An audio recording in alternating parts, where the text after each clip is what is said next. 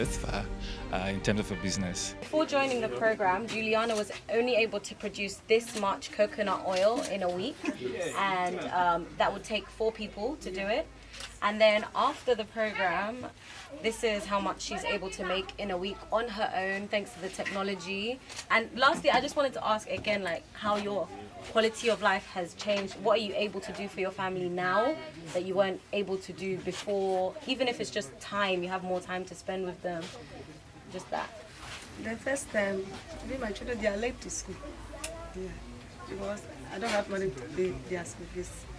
Even their uniform that they wear.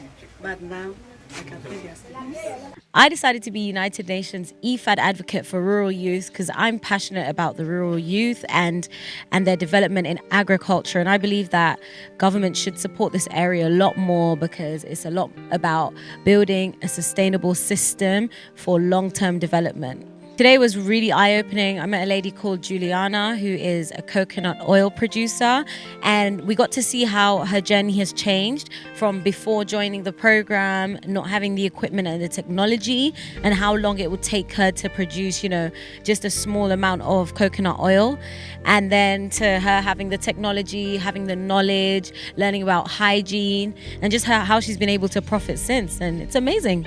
And for me, the reason I got on this campaign is that growing up, nobody ever told us about agriculture. Nobody ever told us that there was opportunity in agriculture. Nobody ever told us that the only way to have food security was through agriculture. Nobody ever told us that instead of sitting at home looking for a job, we could just start planting in our backyard. Nobody ever told us that, when our grandma go to the farm to pick up yam and cassava and turn it to gari, nobody ever told us that business could scale and become something that will not only feed ourselves, our families, our nation, but could also make us rich and ensure that our generation escape poverty swiftly. And that's why I'm here, because my fans are predominantly youths from ages 13 up until 26, some in their 50s though, but majorly 13 to 26, and we don't know. And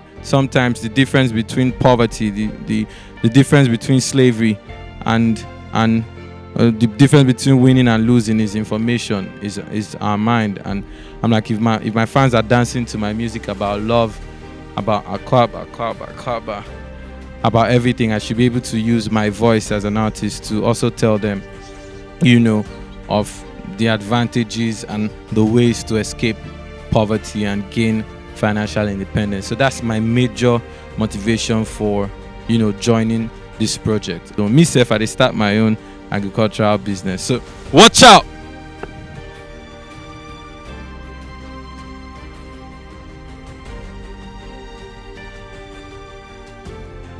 Now what first I haven't known, now I've known that things. One is to look for market before I even plant my products. now I'm into entrepreneurship. I do vegetables and at the same time businessman as well. Now I can go and sell, or I can be on a farm. The buyers will come to me straight and come and buy from the farm.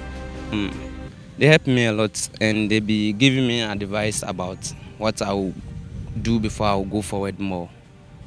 They have changed my life a lot. It's like that. That is what I will say first. First, now I'll plant before I'll go and look for markets. So I have tomatoes, green pepper, and local pepper. We've been very impressed. The REP, Rural Enterprises Program, which is supported by IFAD, has been very successful. We're meeting a lot of dynamic young entrepreneurs.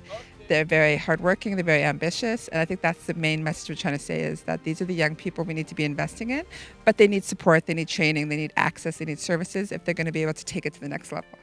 And when we talk about investing, we know that the number of people around the globe who are going hungry is increasing, but more specifically in Africa, the number of people who are malnourished is increasingly worrisome. So we know that around 40% of our children are chronically malnourished, they're stunted, they don't get the right growth because they haven't received the right nutrients. And a lot of that is because our agriculture system hasn't invested in integrating nutrition into what it does, but also a lot of the youth are the people who are not accessing the right agricultural products and the right agricultural inputs. So it's important for us to keep seeing projects like this and be able to communicate them, and I call on governments to really put attention to it.